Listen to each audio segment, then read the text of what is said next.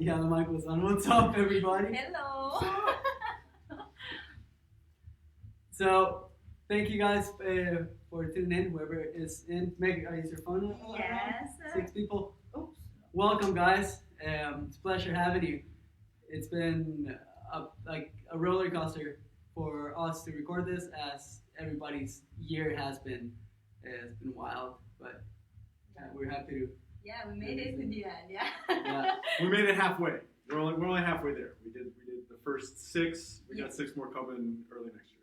That is true. So we started recording over a year ago.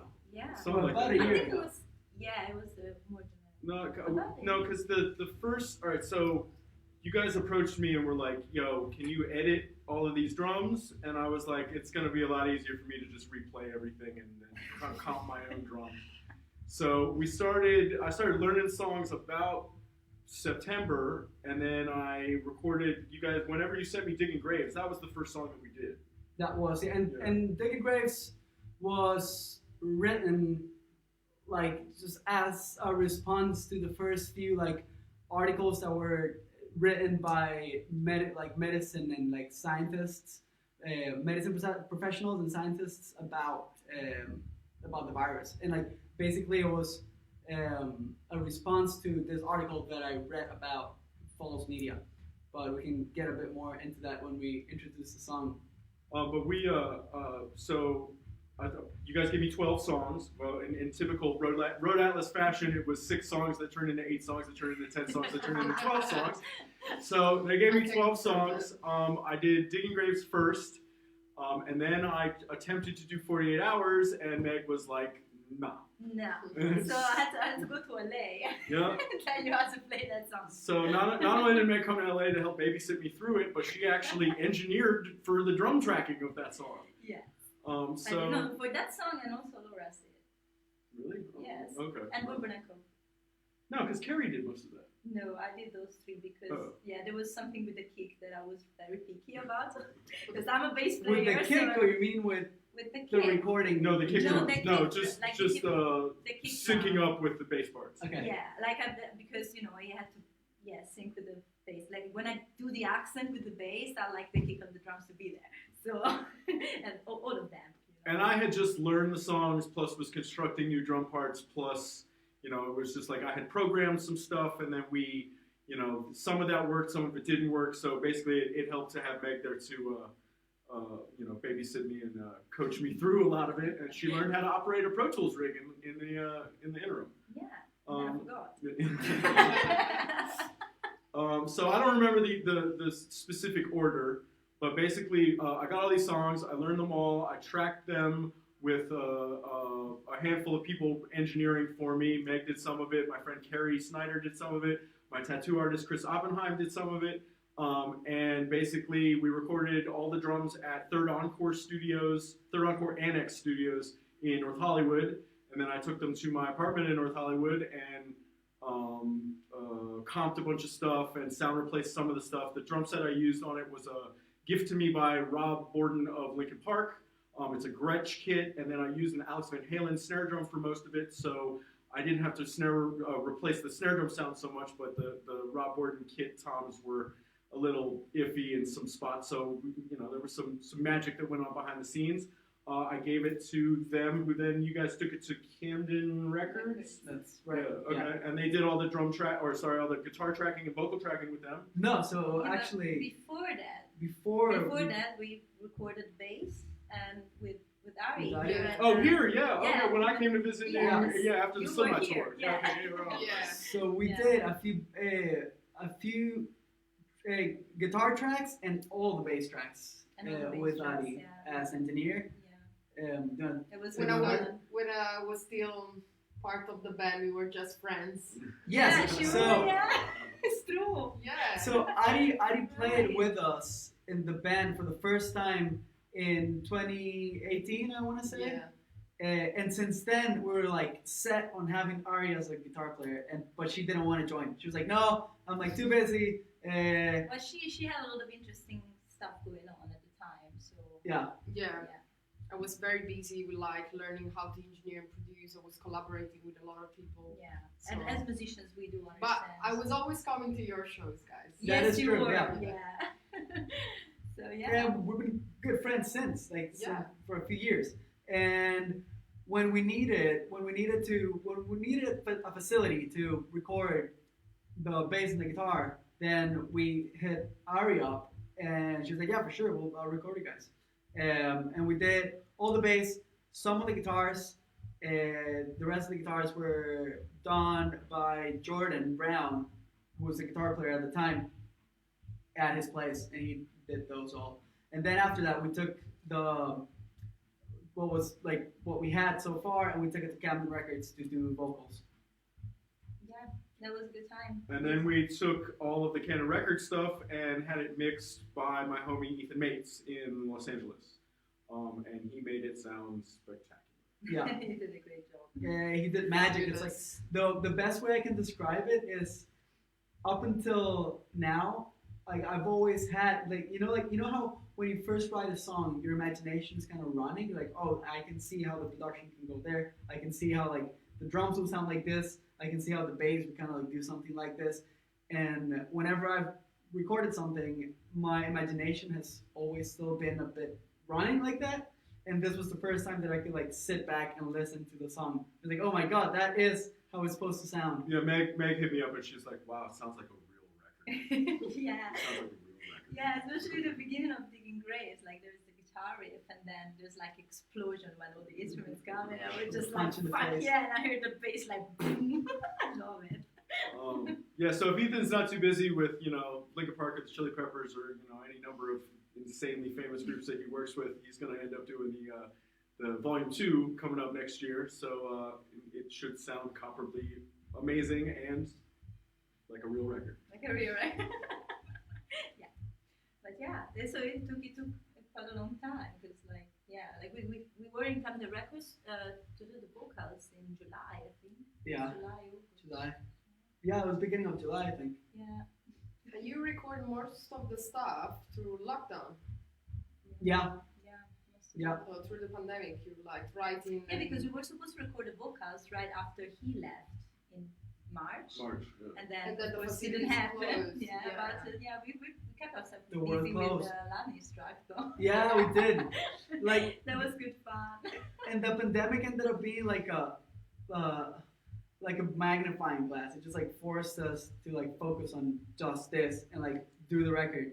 Besides the 10 weeks that we were doing Lightning Struck, but we ended up like expanding what we were comfortable doing before. Before we were just like two guitars, bass, and drums, and I was singing all the songs. And with this, because like part of it because of the lockdown, we were like, fuck it, let's branch out and like explore new avenues. Yeah. Meg killed the vocals on 48 Hours. It's rad. And yeah, and we found the sound of the B3. yeah, true. Yeah, because like we wanted to put some, organs kind of thing. But Yeah. I didn't know which instrument it was. So like we started to, look into the sounds and stuff and finding stuff that we thought it was fitting the songs. Yeah. Yeah. Like finding new stuff. And I got to play piano on my first record. Yeah. Yeah, then it came out like at the end. Yeah, Like right before at end. the mixing, it was like, actually wait, like I think the piano in this part of the song would sound good. So I was like, oh, can you play the piano? And yeah, he did, but it was like towards the end of it. Yeah. Last minute. So the EP has 5 songs, and then this like last like 30-second noise break that you will hear in a bit. But the first song is called Digging Graves, and we released a single and a video for it about a month ago. And the video was done with Becky from Boo TV and Chris C, who are good friends of ours, and we had a blast, like just running around empty London and like wearing green screen masks and projecting like weird stuff on And our it faces. was the beginning of June and it was so fucking cold. on the London Bridge there. It Yeah, was yeah, just so cold. We basically the video starts around Bank in London, in the center of London, and then ends on the Millennium Bridge Yeah, it was by the Millennium Tate Bridge, Modern, and we ended like right before the sun came down. So it was a beautiful like setting, you know, and we had like and like in the background there's like this like sunset with the London Tower of London and whatnot. But yeah, like it was super windy, like on the Thames, literally on the Thames, like sun down. So I see that here there's some people that I would like to say hi to. First we have Steve Lodge. Hello, What Steve. up? Thank you so much for sharing today. Thank you for your support. And then I want to say hello to my mom. Ciao, mama. And, Ciao. And then Koichi is watching too. Hi, Koichi. We miss you. And yeah, Steve is saying Becky from BooTV is such a talent and really works hard with the new artists. Becky, she's great. Yeah, I Becky's really rad. enjoy to work with her. Yeah. For sure. Cool. So, what do you guys think? Should we play the video for Digging Graves or just the audio? Let's just play the audio. Yeah. Okay. So, enjoy, guys. We're gonna play Digging Graves, was the first song on the record, and then I'm gonna tell you guys a bit about the songwriting.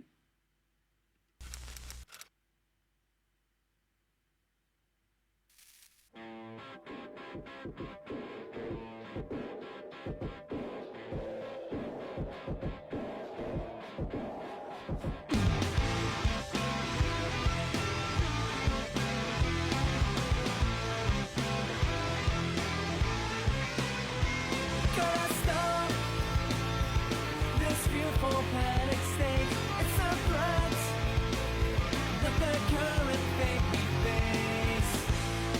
And with these lies, they're treating us like mice, going round and round the wheel. That is all, and won't get any worse. That's ourselves. Nail it, coming, stay in our own graves.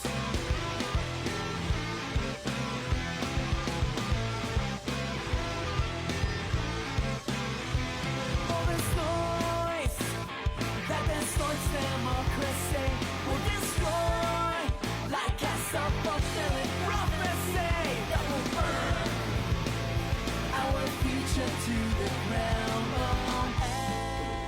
As they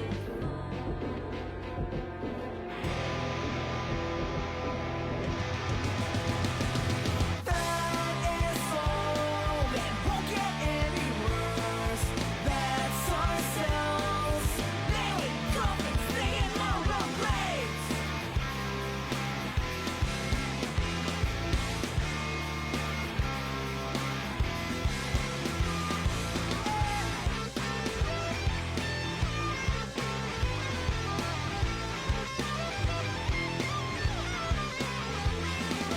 That is all, and won't get any worse.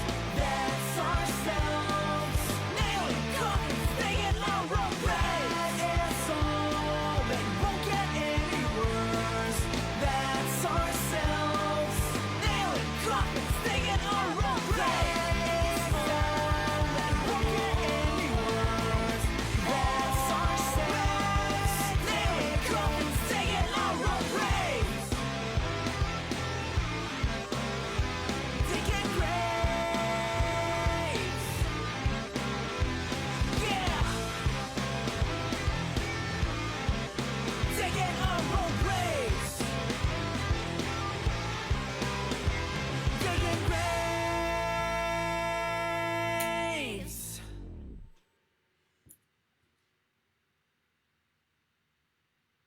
Here we are. There you go. Cool.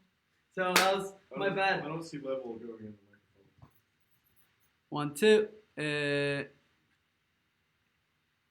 Hello. Hey, we're back. Yeah. How's it going, guys? So that was my bad. We were supposed to play just the audio, and I accidentally deleted just the file that it was just the audio. So we played the video. So So it's official. We learned nothing from Lightning Strike. yes. So the Well, that's okay. You plugged Becky a whole bunch beforehand. that is true. Yeah. So that is the video for Digging Graves, and that is the first track on the EP in the Fast Lane. For the rest of the songs, we're gonna put the video on here. On me. Yes, and like you'll still see us and stuff. So yeah, Digging Graves was like a response to this article that I read by this doctor who was saying how like all the media was just like blaring a bunch of different opinions without like before even the scientists knew the facts, and he was like just like asking the media to stop and just like wait until the World Health Organization and the scientists in general knew what the hell was going on, so that they could inform people and before like spreading like facts that were not proven, like I guess, or not facts. So I wrote a song about that, about how like difficult it is nowadays to get media that is not opinionated and not biased for something, and actually just presenting the facts. And it started out as a 1.5-minute long song. So when you guys gave it to me, it was a lot shorter than it was. So that you know the 3 choruses that are at the end, those came about as me tracking it. So you know, I like the double time part the best in the whole song. It actually makes it culminate very well. It is a very epic ending. Yeah, where did those drum loops come from? The drum loop at the beginning and the drum loop in the middle. Like, are those like a Logic beat? Did you like steal those from somewhere? Did you sample them from somewhere? Like, where did those little drum loops come from? I think it's your drums. I just edited your drums. Oh, really? And then just squashed the shit out of them or something? Yeah. Like that? Oh, okay. Yeah. On my own machine. Cool. Yeah. Yeah, man. I think I grabbed. So I remember now. There was a part where like the band drops out and there's no drums, and there's like the violins and like horns and all kinds of shit. When you did the first take, you played those drums. Oh, okay. So I grabbed those drums that were not in the record, and I like summed them all up into a mono channel, and then I just compressed the fuck out of it. I EQ'd like the high mids, like blasting the compressors. It was like clipping, and then I put a bunch of tape saturation, like fake tape saturation. Cool. Nice. Yeah. I don't know what that means, but it sounds good. But yeah, so it is your drums. Okay, cool. Drum machines have no soul. Yeah. So yeah, so we move on to the next song. Sure. Cool. Let's do that. So the next song is The Blade. Here first. I should have brought my wireless mouse. Oh, here we go.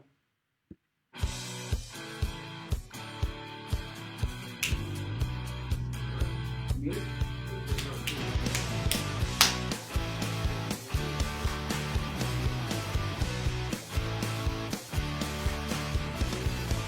We met each other in a somber summer that felt like winter. My life before her tasted bitter, but then within her shell that felt better. She gave me a dose that I couldn't hold, and a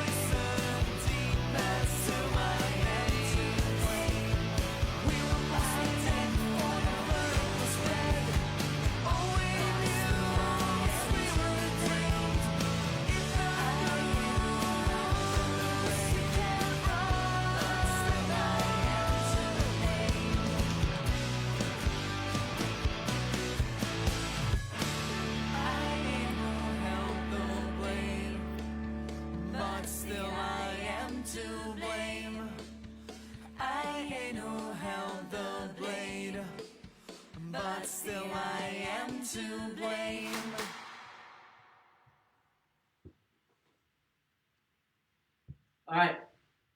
Hope you guys dig it. Steve said something that's super true about like how we're probably never gonna have unbiased media. Yeah, because there's a lag. Oh.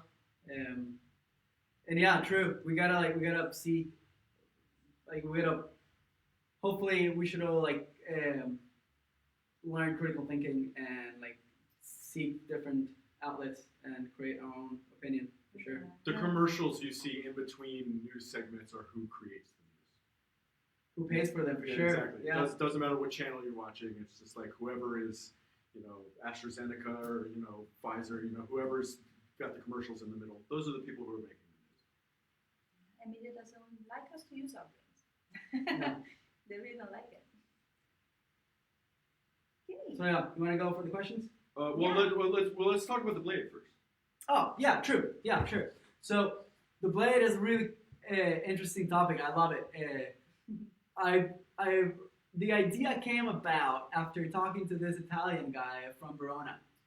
And Which is not where I'm from, but it's just No. to Just Italy. But it does. But Just for But people from Verona are obsessed with Romeo and Juliet, right? It's like their pride, and we were just geeking out about Romeo and Juliet basically, and we came to the conclusion of how interesting it was that like two things. First, that like such a passionate love brought them to like a super tragic death, and then the second one is how like back in those days it was really ironic that genders in the death were inverted, so like how the woman dies from the weapon and the men from the poison. So I thought that was really relevant and like current and cool. And then like while we were talking about all this, I like said like, oh my god, that is the exact same thing that happened to Sid and Nancy from like Sex Pistols and his girlfriends. Like, they both had like That's true. they died like really tragic way because of how intense their love was, and he died from heroin and she died from a blade. We don't know who Yeah, it was- killed her, but it was a knife. yeah. A knife that they both. Yeah. So that correlation between Sid and Nancy and Romeo and Juliet inspired this song. Where's that sample from? Which Sid, one? The Sid Wake Up sample. Ooh, I stole that off YouTube. Guilty. YouTube to mp3.com. Yeah. No, not even. Dude, I did screen record. Right. Okay. Yeah, and same. I grabbed the audio file, put it in Pro Tools. I put a delay, reverb, like a shitload, just washed it up in reverb so you couldn't tell what it was. Yeah. I used to hang out at the Chelsea Hotel a lot when I lived in New York. I had a couple of friends who they turned it into an apartment building, and so like I don't know which actual room that was, and I don't think that anyone really knows, or even if that room exists anymore, they might have just demolished the whole floor. Yeah, or probably something. Brett knows which room. Yeah, okay. But I mean, they remodeled it. They made it into apartments. New York State apartments are really small and shitty, so like whatever. But yeah, I used to hang out there all the time. It's still got a bunch of junkies hanging out outside Really? for a bit. Yeah, I mean, but it's Chelsea's cleaned up quite a bit since the 70s. So Cool. yeah, that song's got that's like really the only digital shit in there. There's no piano. There's no. No, the reeds. There's no. I think that is one of the ones that has a bit of B3 organ. Oh, okay, right on. Okay, sweet. And yeah, that was like the first like attempt of us like adding more instruments other than just guitar, bass, and drums. Yeah, on my side, I have to say, like, I've always been very fascinated about Sid and Nancy's story. I mean, I also have a tattoo, so Yeah. I mean, and so like, yeah, like when Julian like wrote the song and then he showed the song to me, I was like, fuck man, I love it. So yeah, it was very natural for me to also doing the harmonies and making a little bit more dramatic Yeah. and stuff because I really feel the topic. So Should we do the questions? Yeah. oh yeah. Yeah, sure. Hopefully, you should see the Blade in a movie coming up pretty soon. Yes, that is true. We don't know. Shameless self-promotion. Spoiler. If you will love it. It's a movie about Sid and Nancy. I have to say. I don't know. Me and no, but Okay. It's kinda we'll like- talk about it. It's kind of like Titanic. We all know how it's going to end. Yes. Yeah. Okay, so we have a question from Steve, which is actually adding something about. By the way, if you guys have any questions about the music or about any of the songs or about us, just go ahead and ask. Yeah, he's also just pointing out Nancy has been so badly presented in the press and by Sex Pistols fan, and no one ever knew her or appreciated the life she had. I completely agree because sometimes people forget how young they were. That's They true. were Yeah. they were so young, and they were How the old drugs were were they? involved, and it's always easy to point the finger. I don't realize the time where things happened, the people, the environment, and all of it. Yeah. So Yeah, how old were they? Were they part of the 27 Club? no, they were way earlier. 19. Oh, wow. I think They were she like- was 19 and maybe- he was 20. when Like he died. 20, something like that. Yeah. Like who on earth could cope with that amount of pressure at that age? Yeah, exactly. Steve is also asking an interesting question. He is asking which track is each of your favorite one and why. So Ari, we want to start from you. I think my favorite one is Digging Graves, from the message, first of all, and then how is it constructed, and all the loops and sample, the guitar riff. It's a very good song. I think that's my favorite. Yeah. What about you guys? I think my favorite is Astronauts. Because of the lyrics, but I will not talk about them until after we hear 'em. Yeah. I was going to say Astronauts, but actually my favorite is I Quit, by far. Yeah, I wish it went on longer. I mean, it's got this like no effects beat in it. I mean, I wish all of these songs were like 200 BPM. So. Yeah. Well, me, 48 Hours, I have a feeling for that song. And I'm actually, I wrote that song years ago. And I was playing that song with my previous band as well. But it never sounded this good. Warren, he played the drums just the way that I had the drums in my head.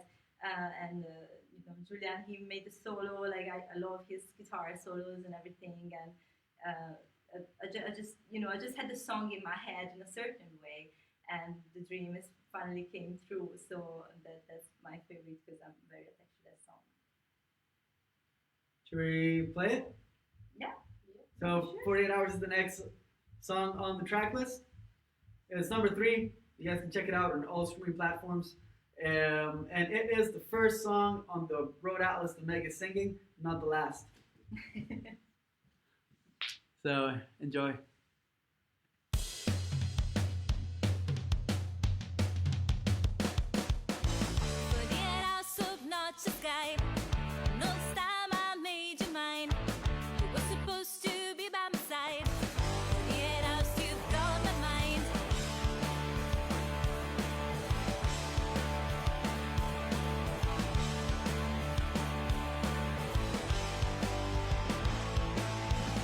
But yet I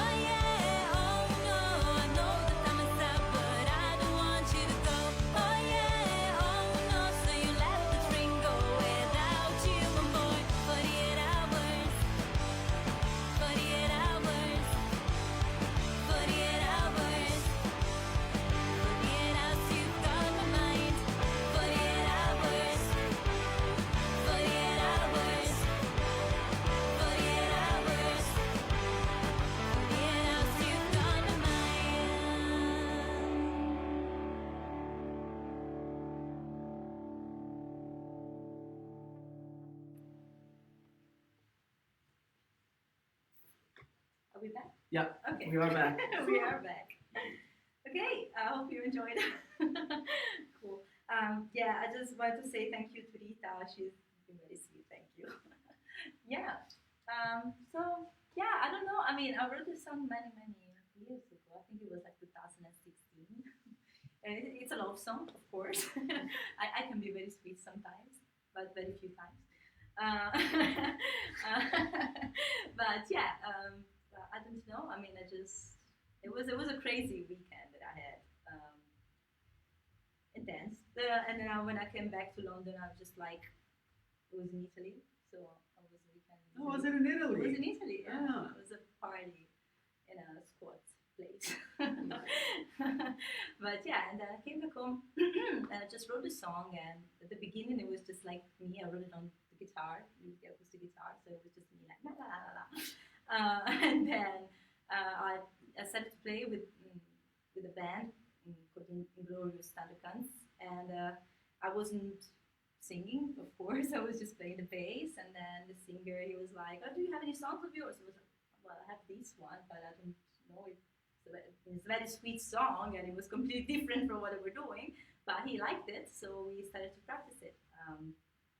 And then, yeah, I kept the song with me, and I'm so happy how it turned out. And when you actually gave it to me the first time, you gave it to me. The reason why I needed to do it all over again was because you gave me like this acoustic version of it Yeah. that wasn't in time. So I basically like beat stretched the whole song and then played to the song, and then she was like, no. So that's why she had to come to LA and teach me how to play it. And the arrangement was wrong, or the structure The was structure wrong. was Oh, wrong yeah. because so basically, I like that song. Like it was just me like la la la, and that one is like 2 minutes song. Like but it was the beginning. It was like 1 minute 40. It was so short. So before during when I was playing with the Thundercats, Andy, he played the acoustic version with me Yeah. before bringing it to the band. And so he constructed the solo and everything, and then he was like, yeah, but still this song is too short. So when we went to practice with the Thundercats, then Andy and the guys, like we did the slow part and everything. I made up the bass riff on the slow part and everything. So yeah, but then eventually it was a little bit longer. I think I learned 3 different versions. Yeah, but the one with Andy. I was lucky to get the final one. Yeah. And I added piano maybe 3 days before it got mixed. Yeah, very last minute. But yeah, that's how I got together.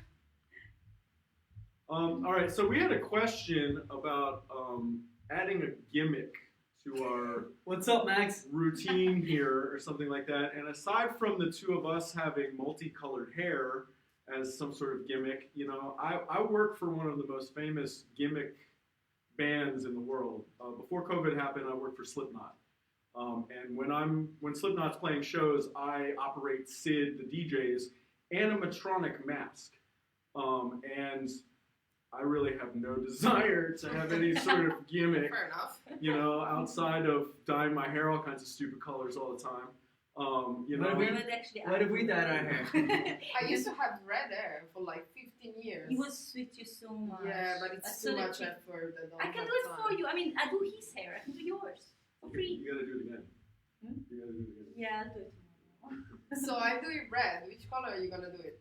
I can do purple. Can I do just one part? Just like a bit, We need to Dyed? think about it. like a bit bleached, Yeah. like a part of it bleached.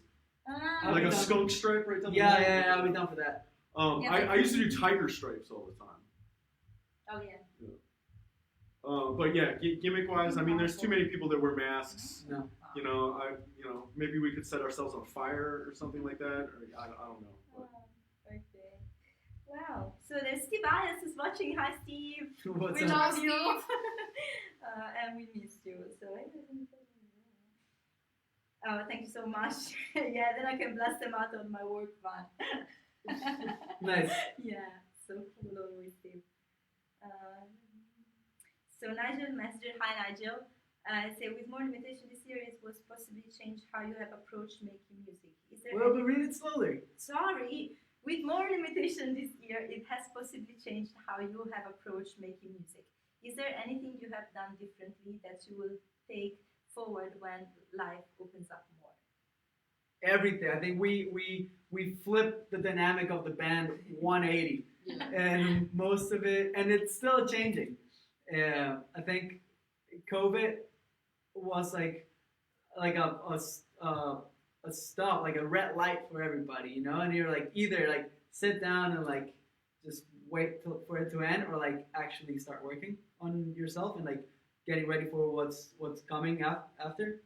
And I think we tried to do that, and we tried to get ready for what was coming. And Warren was like, I think, like a saver to kind of like help us propel and get the best out of us. Well, it also got, COVID gave us the opportunity to take a bunch of time with this. It's like usually you gotta like book a bunch of studio time and go into the studio and like cram everything as much as possible, and whatever. We were able to take our time, and that's why it took almost a year, if not a year, to really get this first batch of songs out. Is because we could really take our time with it, and we did some rewrites, lyrically, and guitar parts and drum parts, and Meg came to LA twice, and we had some time to mess around with it. So that normally you don't get that luxury unless you're somebody like Linkin Park, who takes 18 months to write and record a record. Yeah, and in the meantime, in lockdown, I learned how to play piano, but I didn't use it because he's a better piano player than me. But I also learned to play tambourine, which I used in the record. So I'm very proud of it. Not in this one though. In the next one. But there is me playing tambourine. We also had a question about physical copies of this record. So we have a volume 2 coming out next year, and I think we're going to wait for physical copies until we can give you guys really a full length. So until then, we'll be selling thumb drives and digital download cards and stuff like that at shows and stuff like that. But as far as like getting that tangible thing to throw in your 8-track player or whatever you guys are still using, if you don't have or if you still have a computer that allows you to stick CDs in or whatever, that's still a little ways off. But it will contain 12 songs, so it'll be worth the wait. And if we have anything to say with it, it's going to be some badass vinyl. Yeah. I would love some vinyl. Yeah, me too. Being a DJ, I would spin that all the time. Yeah. Should we move on? Yeah, let's Sure. do that. All right. What's next?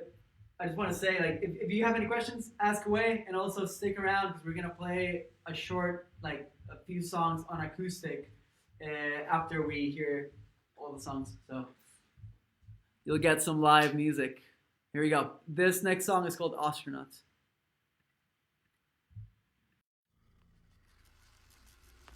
I was gonna be an astronaut. You were gonna be a star. We were gonna conquer the world and carve our names on Mars. Hey!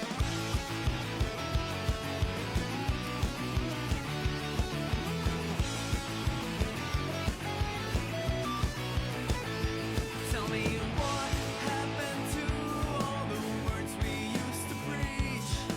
Tell me what happened to the dreams we all believed.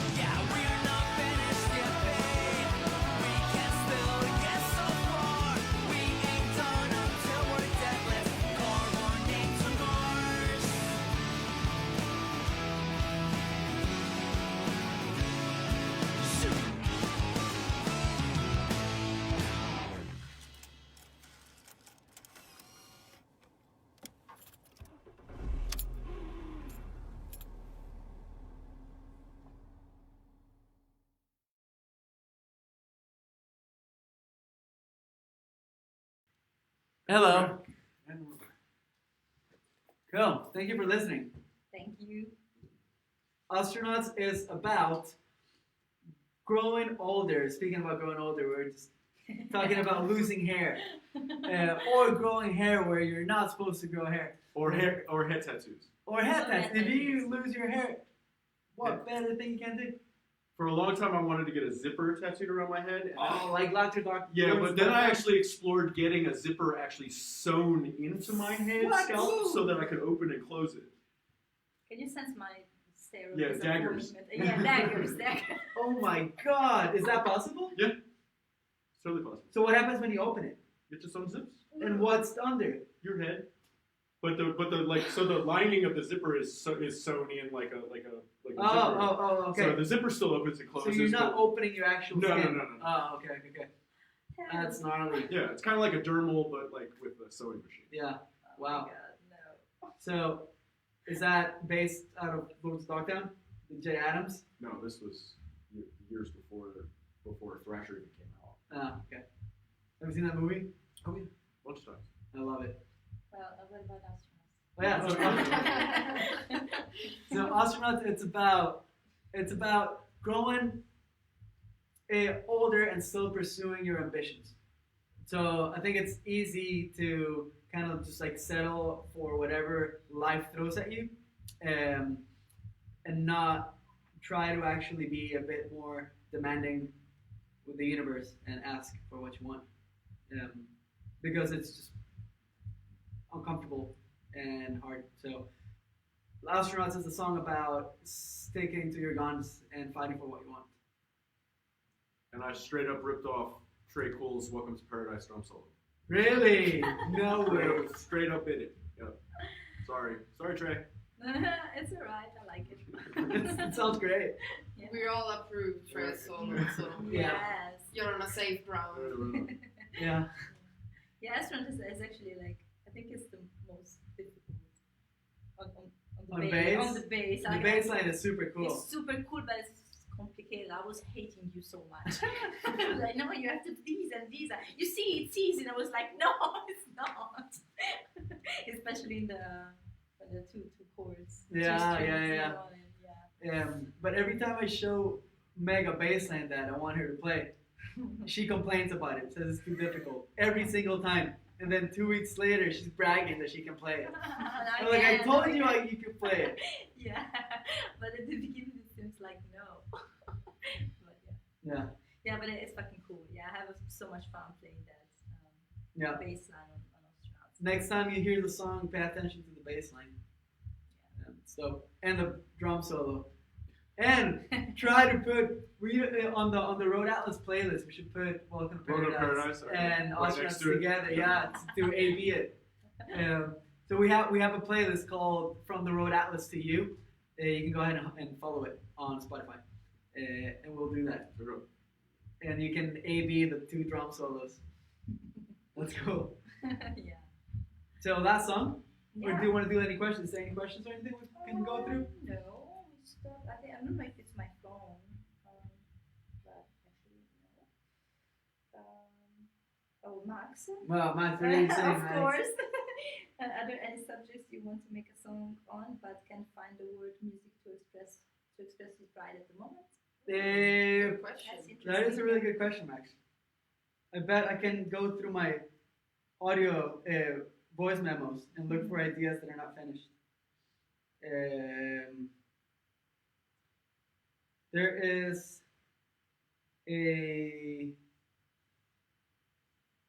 There is a song that I'm writing called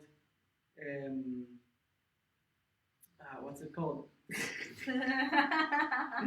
Sorry, Heavy Bag. There's a song called Heavy Bag, and it's about just like opening up your heart to people, and like sometimes people say bad things to you and they don't mean it. They say like hurtful things and they don't mean it. So it's about just like opening up yourself to other people and not expecting the worst. That's an interesting topic, heavy bag, because I'm very anti like antipsychotic medication because it thinks it allows people to still treat you like shit and you dumb yourself down and are still able to take punches like a heavy bag, and you're just expected to react, this like nothing's happening. So that's it. You incorporate that into the lyrics. Yeah, for sure. There's another one called Magnolia Walls. You know how like every house in London has magnolia paint on the walls, and they look like hospital and they're horrible. And I don't know why every single landlord in London paints the wall magnolia.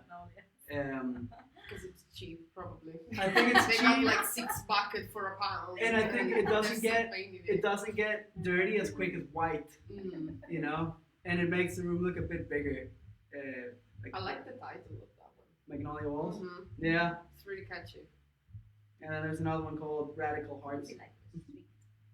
Magnolia, like in Burbank, Yeah. and like the movie, Lord of the Rings Frogs. Shall we go with the next one, guys? Okay. Yeah, sure. Yeah.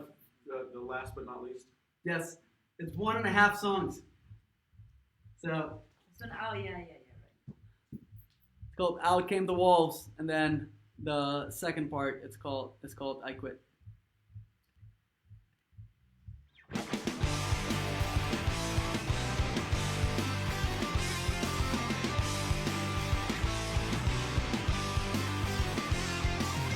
I was born when out came the wolves, destined to a life on the run. Feeling like an exile, was if I had a choice.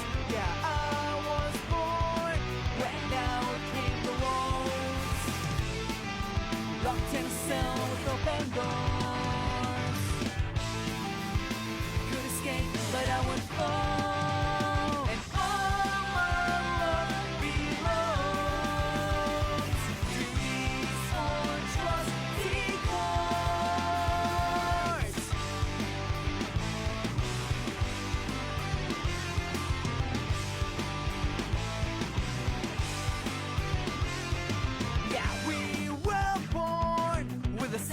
Teenage years, up against the brave new world, so many fears, feeling like exiles because of what we hear.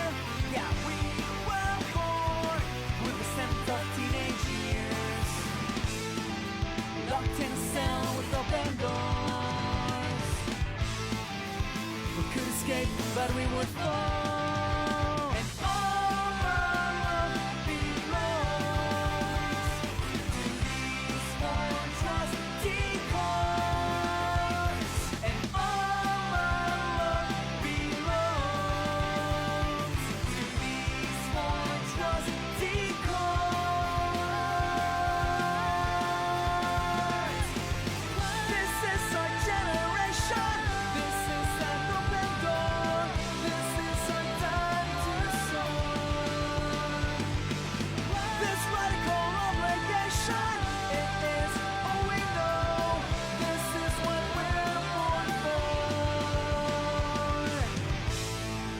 Locked in a cell with open doors. We could escape, but we would fall. And all my love belongs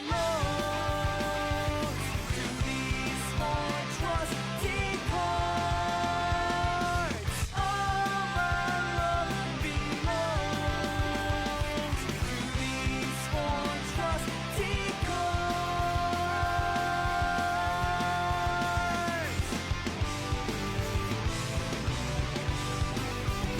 These trusty chords, these four chords, yeah.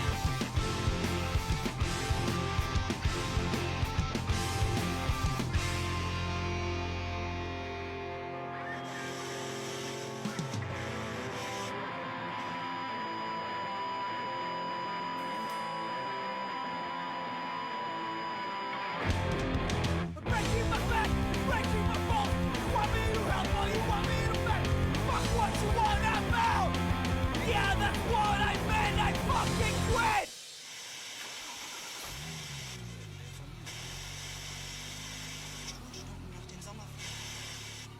What about that? It just played. Oh, really? Okay. Yeah. Cool. Yeah. Oh, because of the lag. Okay. Never mind. Yeah, because lag, exactly. Yeah. Yes. All right, what's up? We're back in. Hi. Okay. I Quit was my favorite song to play for the entire record, even though it only lasted for a second. It's also my favorite song to practice, and sometimes I loop it over and over and over again, so that I And can actually sometimes play. you shout at us that we're too slow. Yeah, So we exactly. get Yeah, well, no, faster yeah, and well, faster. yeah, exactly. It is a fun song. I actually wrote that song in LA. Really? Yeah. So I wrote it when I was working. I was working at this metal club close to Beverly Hills called the Black Rose Tavern, and it was only there for like a couple of years. Okay. And I was bossing tables at the venue, Okay. and the manager was a total prick. And I started busking on Hollywood Boulevard, and I was making more money busking than bossing the fucking tables.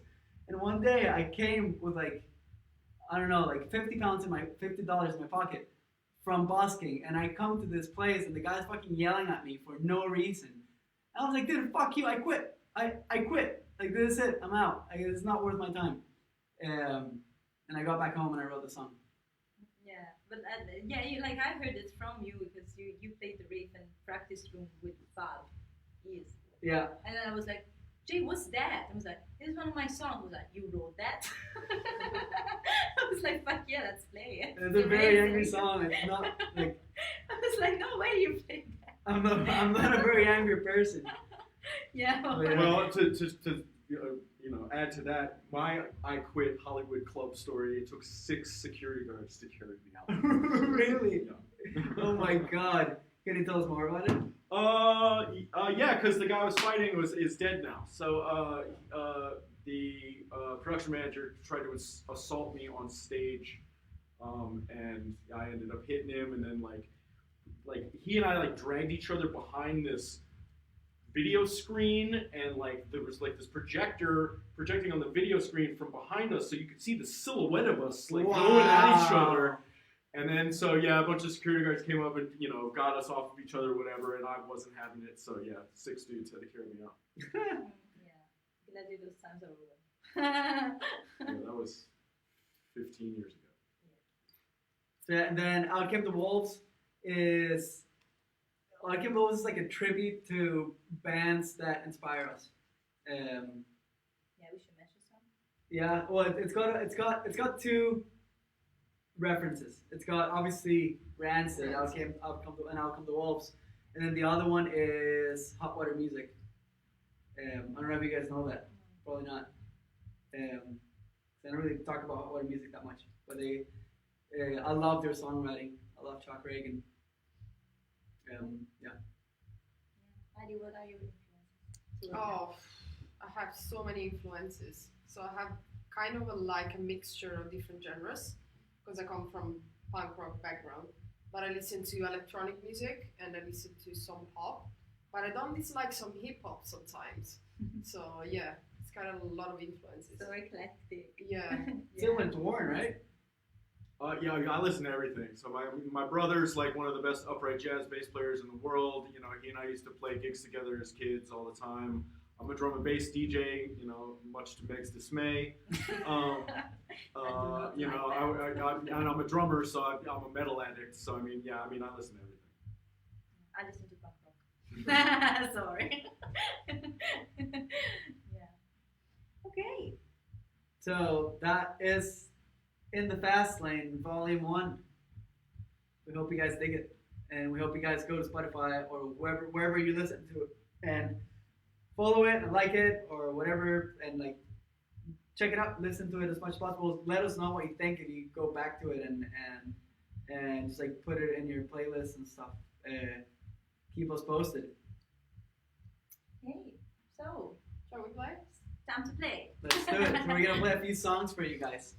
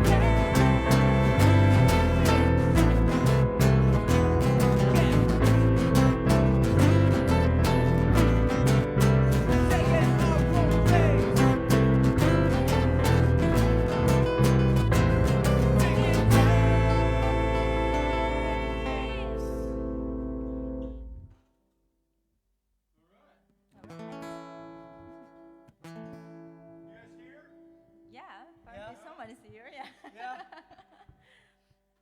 Cool. Great. I was gonna be an astronaut. You were gonna be a star. We were gonna conquer the world and carve our names on Mars. Hey!